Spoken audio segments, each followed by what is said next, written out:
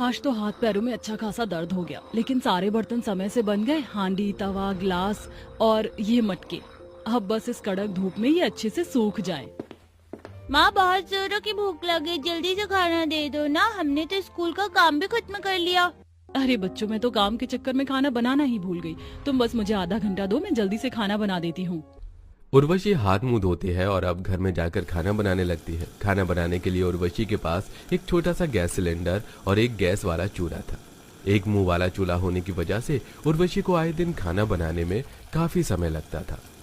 एक तो ये गर्मी ने इतना परेशान करके रख दिया, ऊपर से अभी तक सब्जी भी नहीं बनी है। अभी तो रोटी भी बनानी है। बच्चे कितने भूखे हैं। काश मेरे घर पर 2-3 मुंह वाला गैस चूल्हा होता तो एक साथ ही तीनों चीज आराम से बना लेती। अरे उर्वशी बहू, क्या हो गया? खुद से क्या बातें कर रही है?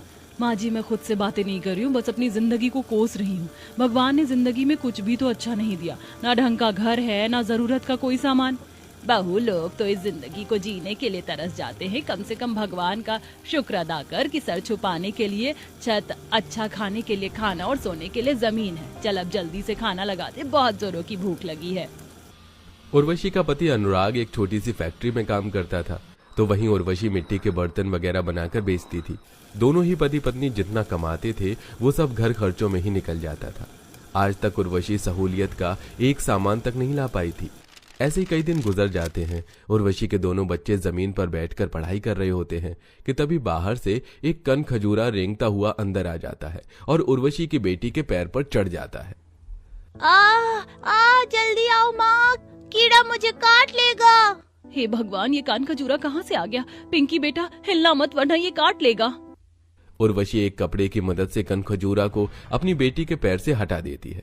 वहीं पिंकी डरते हुए अपनी माँ के गले लगकर रोने लगती है। बेटा, ऐसे रोते नहीं। देखा, वो कान खजूरा मैंने हटा दिया, अब वो कभी तुम्हारे पास नहीं आएगा। हे भगवान, अगर ये कान खजूरा मेरी बच्ची को काट लेता तो क्या होता? अब क्या करूं? मैं आए दिन कोई ना कोई कीड़ा घर के अंदर घुस आता है। घर में एक बेड तक नहीं है जहां मेरे दोनों बच्चे बैठकर पढ़ सके। उर्वशी जैसे तैसे कर अपनी बेटी को चुप करवाती है और ऐसे ही 1-2 दिन गुजर जाते हैं। उर्वशी का घर काफी ज्यादा कमजोर हो चुका था और दीवारों में छोटे छोटे छेद भी पड़ने लग गए थे।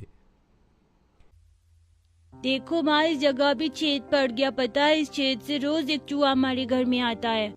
घर की दीवारें काफी कमजोर हो चुकी हैं। कभी कभी तो डर लगता है कि कहीं जरा हल्का सा भूकंप का झटका लगा और हमारा घर तिनके की तरह बिखर गया।